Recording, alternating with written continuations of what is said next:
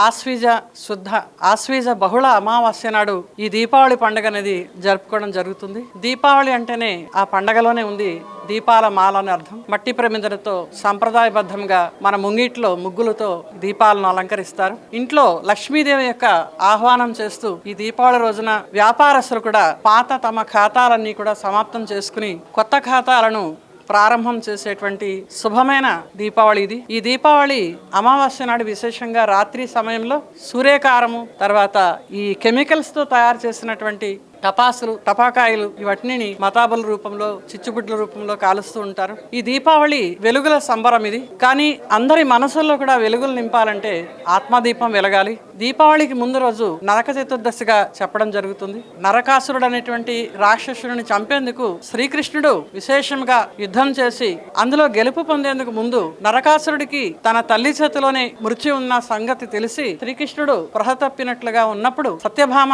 ఆమె నరకాసురుని వధించడం జరుగుతుంది. కాబట్టి నరకాసురుడు వధ ఎప్పుడైతే అయిందో ఈ ప్రపంచం అంతా కూడా జ్యోతులు వెలిగాయని ఆ కథలో దీపావళి కథలో రాసి ఉంది. అంటే నరకాసురుడు తన రాజ్యంలో ఉన్న వాళ్ళ ఎవరిని కూడా దీపాలు వెలిగించుకోకుండా చీకటిలోనే జీవించమని అతను ఆజ్ఞాపించినట్లుగా ఆ ప్రజలందరూ కూడా దేనికి కూడా విలువలు తెలియకుండా దుఃఖం పడుతున్నట్లుగా ఆ కథలో తెలిసింది. నరకాసుర వధ అయిన తర్వాత దీపావళి పండుగ నాడు ప్రతి ఒక్కరూ ఇల్లంతా అలంకరించుకుని లక్ష్మీదేవిని ఆహ్వానించి ఆమె పూజను విశేషంగా సాయంకాలం దీపాలు పెట్టే సమయంలో పెట్టి దీపమాల దీపలక్ష్మి అంటే ఎప్పుడైతే వెలుగు ఉంటుందో ఆ వెలుగులో మనం అన్నిటినీ కూడా స్పష్టంగా చూడగలుగుతాం. అజ్ఞానం అనే చీకటిని తొలగడానికి కూడా మనకి జ్ఞానదీపం కావాలి. ఈ మానవ శరీరాన్ని కూడా నడిపించేటువంటి జ్యోతి మన కనుబొమ్మల మధ్యన తిలకం దిద్దుకునే స్థానంలో ప్రకాశంగా వెలుగుతూ ఉంటుంది. సనాతన సంప్రదాయం అనేటువంటి మన భారతదేశంలో కూడా చనిపోయినటువంటి శవం దగ్గర తల దగ్గర దీపం వెలిగిస్తూ ఉంటారు. అలాగే భగవంతుని ఆరాధించేటప్పుడు కూడా దీపం జ్యోతి పరబ్రహ్మం అని దీపారాధనతోటే ప్రారంభం అవుతుంది దేవతారాధన.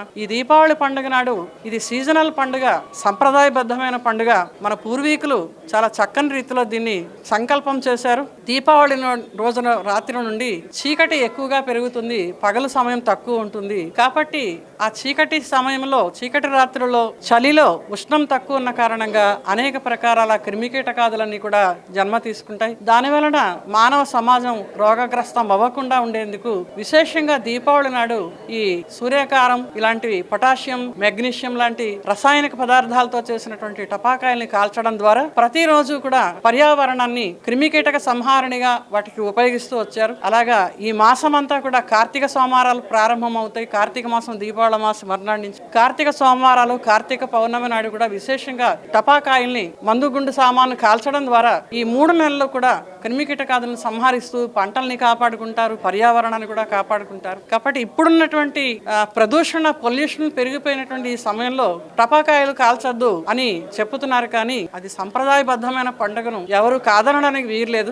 ఇప్పుడు మనం టపాకాయలు కాల్చిన మందుగుండు సామాను పేల్చిన మనము ఇల్లు ఒళ్ళు కాల్చుకోకుండా జాగ్రత్తగానే కాల్స్తున్నాం. అంతే జాగ్రత్తతోటి మన చుట్టుపక్కల ఉండేటువంటి పర్యావరణాన్ని కూడా రక్షించుకునే ఆ దృష్టిలో ఈ దీపావళి పండుగను సజావుగా చక్కగా సంప్రదాయబద్ధంగా దీపాలు వెలిగించి మందుగుండు సామాను కాలుస్తూ ఆ వెలుగులలో వచ్చే ఆనందాన్ని ప్రతి ఒక్కరి యొక్క ముఖంలో దర్శిస్తూ ఈ దీపావళి పండుగను అందరూ చాలా సంతోషంగా జరుపుకోవాల్సిందే. ప్రతి ఒక్కరికి కూడా స్వీట్స్ అన్ని కూడా మనం తినిపిస్తూ ఉంటాం. మన జీవితంలో మధురత అనే గుణం ప్రతి ఒక్కరిని దగ్గర తీసుకొస్తుంది. కాబట్టి ప్రతి ఒక్కరితో స్నేహంగా మధురంగా నమ్రతతో ఉంటే అందరి యొక్క బాంధవ్యం కూడా తీయని బాంధవ్యంగా తయారవుతుంది. ఈ 2025 దీపావళి పండుగ అందరికీ కూడా అజ్ఞానం అనే చీకటి నుంచి తొలగి జ్ఞాన దీపాన్ని తీసుకుని తమసోమ జ్యోతిర్గమయ మృత్యోమ అమృతంగమయ ఆధ్యాత్మికత వైపుకి భగవంతుడి వైపుకి ప్రయాణిస్తూ మనసులలో అందరూ పరమేశ్వరుని ధ్యానంతో సంపూర్ణ సుఖశాంతులు పొందవలసిందిగా తెలియజేస్తూ ధన్యవాదాలు. వంశం.